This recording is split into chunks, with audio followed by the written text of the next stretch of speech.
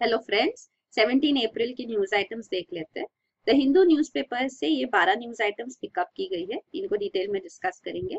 पहली news item है, election commission seeks funds for paper trail units. तो ये इलेक्शन कमीशन कह रहे हैं यूनियन लॉ मिनिस्ट्री को, गवर्नमेंट को, कि फंड्स अर्जेंटली रिलीज किए जाए ताकि वीवीपैट मशीन्स खरीद सके। वो वीवीपैट है voter verifiable paper audit trail. तो ये मशीन्स हमने कई बार डिस्कस किया है, फिर से एक बार अभी भी देखेंगे। तो ये एक्चुअली सुप्रीम कोर्ट ने भी इलेक्शन कमीशन को कहा था कि वीवीपैट मशीन इंस्टॉल किए जाए फॉर द 2014 लोकसभा इलेक्शंस, पर तब वो हो नहीं पाए क्योंकि इलेक्शन कमीशन का कहना था कि उनके पास इतने मशीन्स है नहीं तो यूज कर सकते। तो अराउंड 16 लाख मशीन्स की जरूरत है अभी, और उनका कॉस्ट होगा अराउंड 3174 करोड़। पर ये वन टाइम कॉस्ट होगा क्योंकि जैसे ईवीएम्स यूज किए जाते हैं बार बार, वीवीपैट मशीन्स भी हमेशा यूज किए जा सकते। तो ये मशीन्स वो कह रही है इलेक्शन कमीशन कि अगर एक बार फंड्स रिलीज किए जाएंगे तो 30 मंथ्स लगेंगे इनको इन लाने को इन इफेक्ट। तो इसीलिए मैन्युफैक्चरिंग को टाइम लगेगा, तो इसीलिए अर्जेंटली अब फंड्स रिलीज करने की जरूरत है।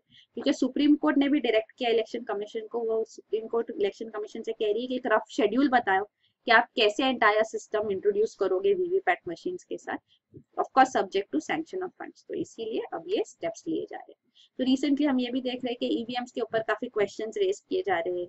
इलेक्शन कमीशन ने ओपन चैलेंज भी दिया है कि आप टैंपर करके बताओ ईवीएम मशीन्स। तो एनीवे ये एक रिकमेंडेशन है ही कि वीवीपैट मशीन्स लाया जाए।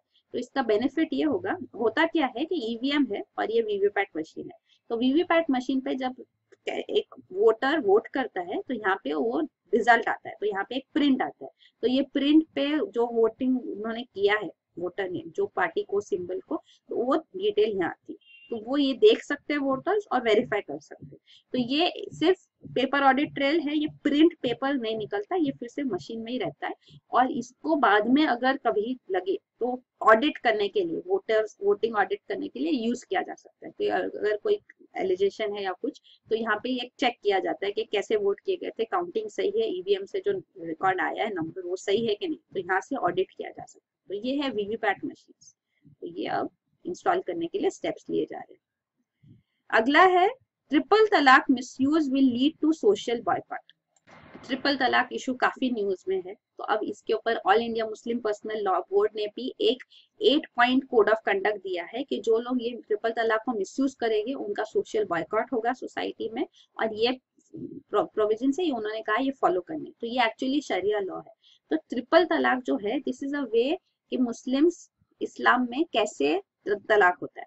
तो ट्रिपल तलाक इज द वे, बट जिसके ऊपर अभी कॉन्स्टिट्यूशनल बेंच केस है जो, वो है on one form of triple तलाक, और वो फॉर्म ऑफ ट्रिपल तलाक है तलाक के बिदअत।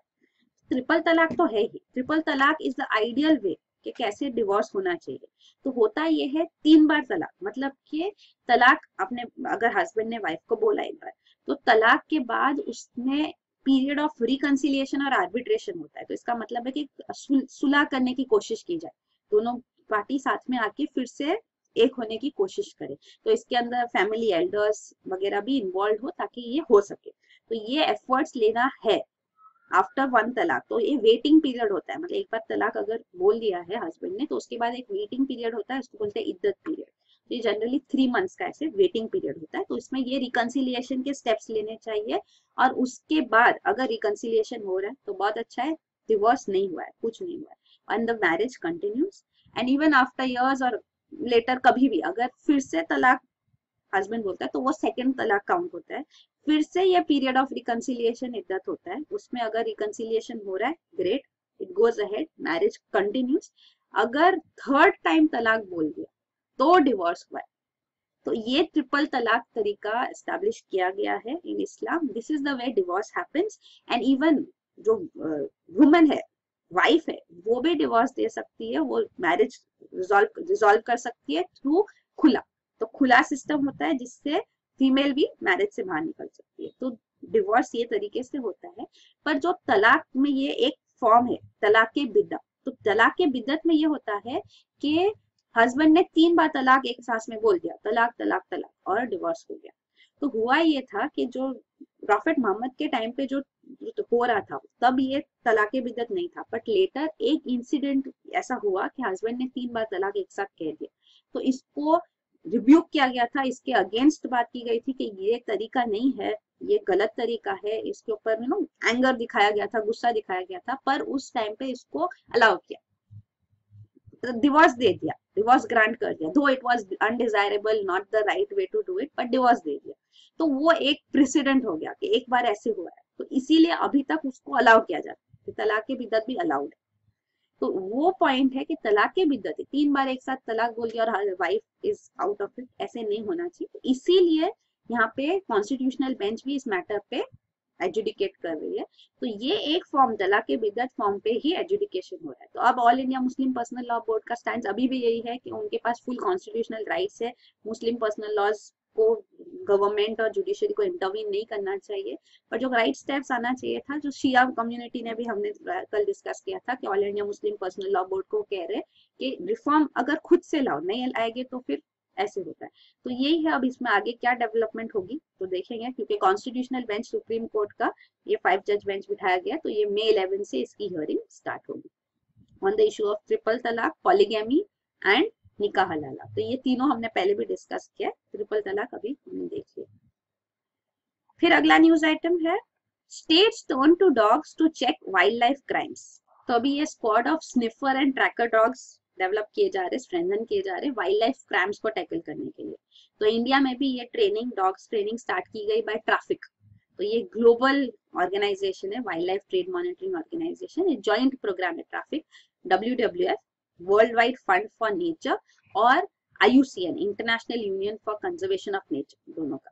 तो ये यहाँ पे ये कॉपरेट करते साइट्स के साथ भी, convention on international trade in endangered species of wild life flora and फॉना।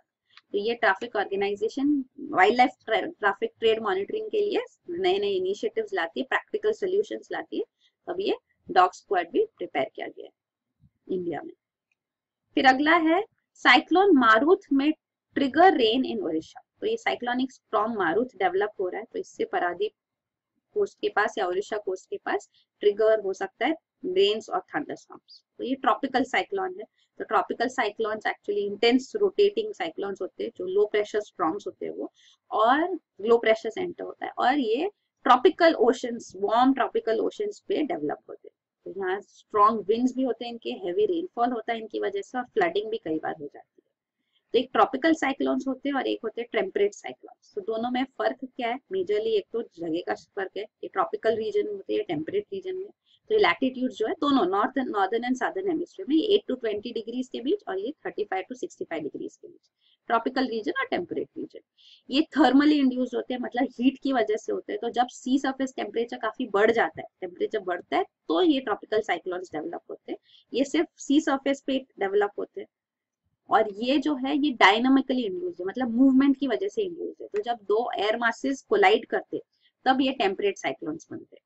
Tropical cyclones थोड़ी कम रीजन में होते हैं, अबाउट 300 किलोमीटर तक इनका रीजन एक्सटेंड जो है वो ज्यादा होता है, काफी ज्यादा हो सकता है। Tropical cyclones east to west move करते हैं। तो जैसे ये है बे ऑफ बंगाल में डेवलप हुआ ट्रॉपिकल साइक्लोन्स, और ये मूव होगा ओडिशा कोस्ट के पास। तो ये ईस्ट टू वेस्ट मूवमेंट है। तो ये ग्लोबल विंड मूवमेंट्स भी ऐसे, ये प्रिवेलिंग विंड्स की। और टेम्परेट साइक्लोन्स है वो वेस्ट टू ईस्ट मूव करते हैं। ये है। दूसरा है कि ये ट्रॉपिकल साइक्लोन्स को प्रिडिक्ट नहीं किया जा सकता, क्योंकि बहुत फास्ट मूव करते हैं, विंड स्पीड भी काफी ज्यादा होती है इनकी, और यहाँ पे ये स्लो मूव करते हैं, तो इनको इजीली इनका पाथ प्रिडिक्ट भी किया जा सकता है, विंड स्पीड इतनी ज्यादा नहीं होती है। और ये सिर्फ सी पे ओरिजिनेट होते हैं और लैंड पे खत्म हो जाते हैं। और ये टेम्परेट साइक्लोन्स बहुत ज्यादा जगह को अफेक्ट करते हैं, और ये लैंड पे भी हो सकते हैं ओरिजिनेट, या सी पे भी। तो ये मेजर पॉइंट्स ऑफ डिफरेंसेस है। फिर अगला है, GNFC to facilitate digital transition of residential townships. तो ये GNFC है, Gujarat Narmada Valley Fertilizers and Chemicals Limited. तो ये स्टेट ओन्ड यूनिट है। ये रेसिडेंशियल टाउनशिप जो है यहाँ पे, इन्होंने डिमोनेटाइजेशन के बाद फर्स्ट रेसिडेंशियल कॉलोनी बने, जो डिजिटल मोड्स ऑफ पेमेंट उन्होंने अडॉप्ट किया था। तो इससे नीति आयोग इम्प्रेस्ड है, और उन्होंने इनको अपॉइंट किया नोडल एजेंसी, ताकि बाकी जो रेसिडेंशियल टाउनशिप्स है, तो रेसिडेंशियल टाउनशिप्स होते हैं, तो ये फॉर्म ऑफ गवर्नेंस ही होता है यहाँ पे, पब्लिक सेक्टर अंडरटेकिंग्स जो है, सेंट्रल PSUs। तो यहाँ पे जो लार्ज इंडस्ट्रीज बनाई जाती है, तो रेसिडेंशियल टाउनशिप भी वहाँ बनाया जाता है। तो उनका ये रेगुलेशन, गवर्नेंस, ये रेसिडेंशियल टाउनशिप्स का ऐसे होता है। तो ये जैसे ONGC, इंडियन ऑयल है, इनके जो रेसिडेंशियल टाउनशिप्स है, इवन प्राइवेट सेक्टर में टाउनशिप्स है जैसे रिलायंस, SR ग्रुप, अदानी, तो इनके जो है रेसिडेंशियल टाउनशिप्स 81 ऐसे टाउनशिप्स है, इनका ये नोडल एजेंसी GNFC बनेगी जहाँ पे ये डिजिटल पेमेंट्स प्रमोट करेंगे। जैसे इन्होंने खुद के लिए किया कि फर्टिलाइजर्स और बाकी प्रोडक्ट्स बाय करने के लिए सिर्फ डिजिटल पेमेंट ऑप्शंस उन्होंने एनकरेज किए, जैसे credit, debit card, e wallets, net banking etcetera. फिर अगला है 31 न्यू सीस्मोलॉजिकल ऑब्जर्वेटरीज सून। तो अभी 31 नए सीस्मोलॉजिकल ऑब्जर्वेटरीज इंस्टॉल किए जाएंगे। तो ये नेशनल सेंटर फॉर सीस्मोलॉजी जो है union ministry of earth science के अंडर फंक्शन करते हैं, उन्होंने वही इंस्टॉल करेंगे। उनका पूरा ये नेशनल सीस्मोलॉजिकल नेटवर्क है। तो इन ऑब्जर्वेटरी से जो डेटा मिलता है अर्थक्वेक के बाद, जो ये ऑब्जर्वेटरीज डेटा कलेक्ट करती है, रिकॉर्ड करती है, तो उससे जो डेटा मिलता है तो उससे वो पूरे डिटेल्स दे सकते हैं अर्थक्वेक्स के। तो ज्यादा ऑब्जर्वेटरी से बेटर कलेक्शन ऑफ डेटा होगा, क्विकर डिटेल्स आएगी। तो ये डेवलपमेंट है। फिर अगला न्यूज आइटम है IITs to introduce 4% more seats for girl students. तो IITs ने अब डिसाइड किया है कि वो अगले 4 साल के लिए 2018 से स्टार्ट करके वो सीट्स इंक्रीज करेंगे। मतलब अभी जो सीट्स है उनको, उनमें से रिजर्वेशन नहीं होगा, पर एक्स्ट्रा सीट्स ऐड की जाएगी ताकि गर्ल स्टूडेंट्स को लिया जा सके। तो फिलहाल वुमेन इन IITs का परसेंटेज है सिर्फ 8% ऑफ टोटल, तो इसको इंक्रीज करना चाहते हैं वो अप टू 20%। तो 4 साल तक ये फैसिलिटी दी जाएगी। तो जो girls of course JEE advance exam clear करेंगे तो उनको यहाँ पे फिल किया जाएगा उनको, और फिर ये 4 साल के बाद डिसकंटिन्यू किया जाएगा ताकि ये परसेंटेज एटलीस्ट पहुंचा जा सके। तो ये स्टेप लिए जा रहे हैं। फिर अगला है collegium clears 51 names for high court. तो सुप्रीम कोर्ट कॉलेजियम ने अब 51 नेम्स रिकमेंड किया है गवर्नमेंट को, इनको अपॉइंट करना है जजेस एस इन 10 हाई कोर्ट्स। तो ये हाई कोर्ट्स के भी कॉलेजियम है, उन्होंने ये नाम्स फॉरवर्ड किए थे। तो ये 90 नेम्स फॉरवर्ड किए गए थे, तो उसमें से सुप्रीम कोर्ट कॉलेजियम ने सिर्फ 51 एक्सेप्ट किए, और ये 51 नेम्स अब उन्होंने गवर्नमेंट को दिया है। तो कॉलेजियम सिस्टम में ऐसे होता है कि अब गवर्नमेंट के पास नाम गए हैं तो गवर्नमेंट हैज टू रिस्पॉन्ड, या तो वो नाम फिर से भेज दे कि नहीं हम नहीं एक्सेप्ट करते, send it back for reconsideration. तो उसके बाद उनको एक और फिर से अगर सुप्रीम कोर्ट ने वही नाम सजेस्ट किए तो फिर गवर्नमेंट को एक्सेप्ट ही करना होता है। तो ये एक ऑप्शन होता है, एक्सेप्ट करे, send it back for reconsideration, वापस आया तो उनको अपॉइंट ही करने हैं गवर्नमेंट को। तो हम देख रहे हैं कि कॉलेजियम सिस्टम में काफी डिलेज हो रहे हैं। और अब एक और जो डेवलपमेंट हो रही है after NJAC, national judicial appointments commission bill जो है, कॉन्स्टिट्यूशनल अमेंडमेंट बिल भी, ये सब रिजेक्ट किया गया। तो ये 2015 में जो सुप्रीम कोर्ट ने इसको रिजेक्ट किया, उसके बाद उन्होंने ये भी कहा कि collegium system up to the mark नहीं है, इसमें रिफॉर्म्स की जरूरत है। सो तब से स्टेप्स लिए जा रहे हैं कि MOP, मेमोरेंडम ऑफ प्रोसीजर, साथ में जुडिशरी और एग्जीक्यूटिव साथ में मिलके बनाए। तो ये स्टेप्स लिए जा रहे हैं। गवर्नमेंट ने ड्राफ्ट MOP दिया जुडिशरी को, और सुप्रीम कोर्ट ने अब रिसेंटली उसको रिटर्न किया है। तो अभी फाइनलाइज वो हुआ नहीं है, लेकिन सुप्रीम कोर्ट का ये भी मानना है कि जब तक फाइनलाइज नहीं होता तब तक पुराना जो सिस्टम है वो कंटिन्यू। तो कॉलेजियम सिस्टम के अंदर ही अपॉइंटमेंट्स होने चाहिए जजेस के, क्योंकि जुडिशियल वैकेंसीज हम अक्यूमुलेट नहीं कर सकते, जुडिशियल बैकलॉग भी काफी ज्यादा है। तो इसीलिए अब ये नाम सजेस्ट किए गए। अब आगे देखेंगे गवर्नमेंट का रिस्पॉन्स इस पे। फिर अगला न्यूज आइटम है Iran silence on Jadhav baffling. तो ये कुलभूषण जाधव जो है उनको डेथ सेंटेंस दिया गया इन पाकिस्तान, उनके ऊपर है। तो यहाँ पे इंडिया का क्लेम है कि वो बालूचिस्तान प्रोविंस में नहीं थे जैसे पाकिस्तान कहती है, बट एक्चुअली वो पोस्टेड थे ईरान में। तो he was on a legitimate business in Iran. ये ईरान में चाबहार पोर्ट है, चाबहार पोर्ट जो इंडिया डेवलप कर रही है। तो इंडिया कहती है कि यहाँ से इनको किडनैप किया गया, पाकिस्तानी एजेंट्स ने इनको यहाँ से किडनैप करके लेके गए। तो इंडिया का ये क्लेम, वो चाहते हैं कि ईरान भी इस पे इन्वेस्टिगेट करे और एविडेंस दे सामने। तो ये उनका जो स्टैंड है इंडिया का, वो सपोर्ट किया जा सके। बट ईरान ने इंडिया के रिक्वेस्ट के ऊपर रिस्पॉन्स नहीं दिया, तो ये उस बारे में है। तो ईरान और इंडिया स्ट्रेटेजिक पार्टनर्स है। इवन चाबहार पोर्ट यूज करके हम अफगानिस्तान भी पहुंच सकते हैं। तो ये सब ट्राइंग टू बाईपास पाकिस्तान। तो ये स्टेप्स हम ले रहे हैं। ईरान इंडिया रिलेशंस काफी स्ट्रांग रहे। जब ईरान के ऊपर सैंक्शंस आए थे because of its nuclear programme, तो इंटरनेशनल सैंक्शंस आए थे, तभी भी इंडिया ईरान रिलेशंस थे, हम अपना ऑयल इंपोर्ट यहाँ से करते थे। तो ये स्टेप्स तो है। तो यहाँ पे जो गैस फील्ड है, एक फरजाद गैस फील्ड है, तो ये Farzad B gas field India को कहा गया था, ईरान ने कहा था कि इसको हम आपको देंगे फॉर डेवलपमेंट।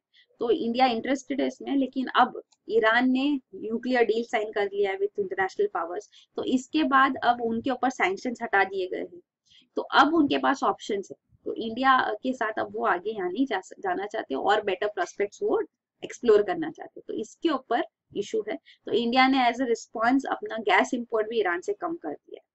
तो ये डेवलपमेंट्स है। तो मेजरली हम गैस इंपोर्ट करते हैं ईरान से, तो ये है। तो हाइड्रोकार्बन्स, तो ये जो है, और एक इशू जो है ईरान को वो ये है कि इंडिया का और सऊदी अरेबिया यूएई का रिलेशंस भी स्ट्रांग हुए। तो यूएई, सऊदी अरेबिया और ईरान आर ट्रेडिशनल एनिमीज, तो शिया और सुन्नी, तो ये एक इशू भी है। तो Saudi Arabia is Sunni, Iran is Shia, तो ये भी एक कंसर्न है। तो ये गल्फ कॉपरेशन काउंसिल के मेंबर्स जो है सऊदी अरेबिया और बाकी जो 5 नेशन है, आप देख सकते हैं यहाँ, ओमान, यूएई, कतर, बहरेन या छोटा सा आइलैंड नेशन, और ये कुवैत। तो ये 6 मेंबर्स है गल्फ कॉपरेशन काउंसिल के। तो यहाँ पे हाइड्रोकार्बन रिजर्व ज्यादा है, oil and gas reserve, climate harsh है, वाटर स्कैर्सिटी है, और कार्बन इंटेंसिव इंडस्ट्रियल प्रोडक्शन होता है यहाँ पे। तो oil is cheap for them, easily available. और जो ओपेक कंट्रीज भी है, Organisation of Petroleum Exporting Countries, वहाँ ईरान भी मेंबर है। तो ये 4 गल्फ कॉपरेशन काउंसिल के मेंबर्स यहाँ पे भी है, Saudi Arabia, UAE, Qatar and Kuwait, ये 4 है। प्लस यहाँ पे इराक, ईरान भी है, और अफ्रीकन कंट्रीज भी है यहाँ पे, आप देख सकते हैं 4 अफ्रीकन कंट्रीज और साउथ अमेरिकन की 2 countries, Ecuador, Venezuela. So these are the members of OPEC, Organisation of Petroleum Exporting Countries, जो एक कार्टेल है। तो ये साथ में मिलके डिसाइड करते हैं कि इंटरनेशनल मार्केट में ऑयल प्राइसेस क्या होने चाहिए, तो वो हिसाब से वो अपना प्रोडक्शन कम ज्यादा करते हैं, क्योंकि डिमांड सप्लाई के ऊपर ही मार्केट प्राइसेस हो गए, तो वैसे वो रेगुलेट करते हैं मार्केट को। तो it's called an oil cartel. फिर अगला न्यूज आइटम है China Nepal exercises don't worry us India. तो ये चाइना और Nepal first time joint military exercises कर रहे हैं, इसका नाम है सागरमथ फ्रेंडशिप 2017। तो ये अभी स्टार्ट हुई है। तो इंडिया कह रही है कि हमारा और नेपाल का रिलेशन एक अलग लॉजिक पे है, तो उसमें हमको इससे कोई कंसर्न नहीं अगर China Nepal joint military exercises हो रही है। तो वो कह रहे कि नेपाल में कॉन्स्टिट्यूशनल अमेंडमेंट्स किए जाए, स्टेबिलिटी लाए जाए, मधेशी राइट्स के ऊपर जो हम बात करते हैं तो वो इम्प्लीमेंट किए जा सके। लोकल लेवल इलेक्शन शेड्यूल्ड है नेपाल में मई 2014 में, तो वो पीसफुली हो, उसमें इंडिया अपना सपोर्ट दिखा रही है। इवन एक और न्यूज आई थी कि नेपाल के लोकल इलेक्शंस चाइना फंड करेगी, तो ये भी एक प्रपोजल आया था, तो वो है। और ये कह रहे लोकल लेवल इलेक्शन स्टार्ट हो गए क्योंकि Nepal is transiting to democracy, तो इसमें अब ये ईयर लॉन्ग प्रोसेस चलेगा, फाइनली पार्लियामेंट के भी इलेक्शंस नेपाल में होने वाले, तो वो we are looking forward to peaceful transition to democracy. फिर अगला न्यूज आइटम है centre links to NGOs to Maoists. तो होम मिनिस्ट्री ने अपने एनुअल रिपोर्ट में कहा है कि ये जो 2 सिविल राइट्स ग्रुप्स है, एनजीओस है, ये ओडिशा और झारखंड रिस्पेक्टिवली यहाँ पे ट्राइबल पीपल के साथ काम करते हैं। ये वो होम मिनिस्ट्री कह रही है कि फ्रंट ऑर्गेनाइजेशन है माओइस्ट के, तो ये डिस्प्लेसमेंट ऑफ लोकल कम्युनिटीज, ये इसको एक प्लान की तरह यूज कर रहे हैं अपने एजेंडा को आगे लेने के लिए। तो यहाँ जो ये 2 है एनजीओस, तो एनजीओस के अगेंस्ट गवर्नमेंट जो हमेशा स्टेप्स ले रही है, काफी न्यूज में आया है। तो ये और एक एनजीओस है जो ट्राइबल कम्युनिटी के साथ वर्क कर रहे हैं। तो एक है नियमगिरी सुरक्षा समिति, तो ये नियमगिरी हिल्स है उड़ीसा में, तो यहाँ पे बॉक्साइट माइनिंग के लिए वेदांत ग्रुप जो यूके बेस्ड ग्रुप है, इनको यहाँ पे अलोकेट किया गया था नियमगिरी हिल्स में माइनिंग एक्टिविटी के लिए। तो इसके लिए उनको पब्लिक कंसल्टेशन मैंडेटरी है, तो पब्लिक कंसल्टेशन करना था, तो ग्राम सभा में यहाँ पे वोटिंग की गई। तो 12 ग्राम सभा है इस रीजन में, यहाँ पे 2013 में जो वोटिंग की गई, तो यहाँ पे ग्राम सभा ने इसके अगेंस्ट वोट किया कि नहीं, यहाँ पे माइनिंग नहीं होना चाहिए, सारे के सारे ग्राम सभा ने इनके अगेंस्ट वोट किया। तो अब उसके बाद एनवायरमेंट मिनिस्ट्री ऑफ कोर्स इनको क्लियरेंस नहीं दे सकती है, तो ये डेवलपमेंट हुआ है। तो ये उसके बाद उन्होंने कहा कि फिर से वोटिंग की जाए, लेकिन सुप्रीम कोर्ट ने 2016 में पिटीशन को क्वॉश कर दिया कि एक बार ग्राम सभा ने रिजेक्ट किया, तो अब वो फिर से उन्होंने अलाउ नहीं किया। तो यही एक पॉइंट है। तो इसमें ये नियमगिरी सुरक्षा समिति है वो प्रोपोगेट कर रही है ये आइडिया, तो इसीलिए गवर्नमेंट कहती है कि यहाँ पे वो माओइस्ट से जो फंक्शन कर रही है इसके अंदर, तो ये एक है। तो ऑफकोर्स पीपल को यहाँ पे क्या कंसर्न्स है, क्यों उन्होंने रिजेक्ट किया, क्या वो चाहते हैं, तो ये सब वो पॉइंट्स ऑफ व्यू भी है जो गवर्नमेंट को कंसिडर करना चाहिए, because displacement of local community होगा, तो what are their concerns, how can they be overcome, वो एक पॉइंट होती है। और दूसरा झारखंड में, तो झारखंड में ये जो एनजीओ है जिसके अगेंस्ट ये स्टेटमेंट लाया गया, तो ये झारखंड में यहाँ पे गवर्नमेंट के डिसीजन के अगेंस्ट प्रोटेस्ट कर रहे थे। तो गवर्नमेंट यहाँ पे दो टेनेंसी लॉज है, छोटा नागपुर टेनेंसी एक्ट और संथाल परगना टेनेंसी एक्ट, तो इसको झारखंड गवर्नमेंट अमेंड करना चाहती थी। तो इसमें एग्रीकल्चरल लैंड जो है ट्राइबल पीपल का, वो नॉन एग्रीकल्चरल पर्पस के लिए अब अलाउ किया जाएगा यूज करने को। पहले रिस्ट्रिक्शन था, सेल नहीं कर सकते, तो इसको वो अमेंड करना चाहती थी। तो इसके ऊपर भी जो प्रोटेस्ट कर रही थी एनजीओ, तो उनको भी होम मिनिस्ट्री ने कहा है कि ये माओइस्ट का फ्रंट प्लैंक है। तो ये है। फिर लास्ट न्यूज आइटम है Indian railways draft policy aims at boosting tourism. तो इंडियन रेलवे ने ये ड्राफ्ट टूरिज्म पॉलिसी 2017 लाई है। तो ये ड्राफ्ट पॉलिसी है, मींस अभी इसके ऊपर पब्लिक कमेंट्स आ सकते हैं, उन्होंने वेबसाइट पे अपलोड किए, उसके बाद इसको फाइनलाइज किया जाएगा। तो ये पॉलिसी में उन्होंने कहा है कि हम डेडिकेटेड ट्रेन सर्विसेज लाएंगे डोमेस्टिक इंटरनेशनल टूरिस्ट के लिए। तो ये first time tourism policy Indian railways ने लाई है। वो कह रहे हैं प्राइवेट पार्टनरशिप भी हम इंक्रीज करना चाहते हैं टूरिस्ट ट्रेन रन करने के लिए। इवन जो टूरिस्ट स्पेशल कोचेस रिजर्व किए जाएंगे फॉर टूरिस्ट, जो ट्रेन टूरिस्ट स्पॉट से रन करती है वहां पे, तो ये ऑक्शन किए जाएंगे टूर ऑपरेटर्स को, ये स्टेप लिया जाएगा। इवन बाकी सर्विसेज भी प्रोवाइड करने के लिए आईआरसीटीसी और बाकी सर्विस प्रोवाइडर्स लाए जाएंगे, तो होटल अकोमोडेशन, साइट सीइंग वगैरह भी टूरिस्ट को दिया जा सके। ऐसे भारत दर्शन ट्रेन लॉन्च करने का प्लान है। इवन रिलीजियस टूरिज्म प्रमोट करने के लिए आस्था सर्किट ट्रेन लाई जाएगी, और इवन स्टेट तीर्थ ट्रेन भी लाई जाएगी। ये स्टेट गवर्नमेंट के रिक्वेस्ट पे होगा, तो ये उनके कॉस्ट पे ये लाए जा सकते हैं। तो ये सारा प्रपोजल ये ड्राफ्ट टूरिज्म पॉलिसी में इंडियन रेलवेज ने लाया। इवन हिल टूरिस्ट ट्रेन को वो एनकरेज करना चाहते हैं, इसकी फ्रीक्वेंसी इंक्रीज करेंगे, यहाँ पे स्टीम ट्रेन को रिवाइव किया जाएगा। तो ये सारी डिटेल्स है। ये कमेंट्स, पब्लिक कमेंट्स आ सकते हैं इस पे ड्राफ्ट पॉलिसी पे, और अप्रैल 24 तक ये ओपन है, उसके बाद ये फाइनल पॉलिसी बनाई जाएगी। तो ये है न्यूज आइटम्स। Thank you.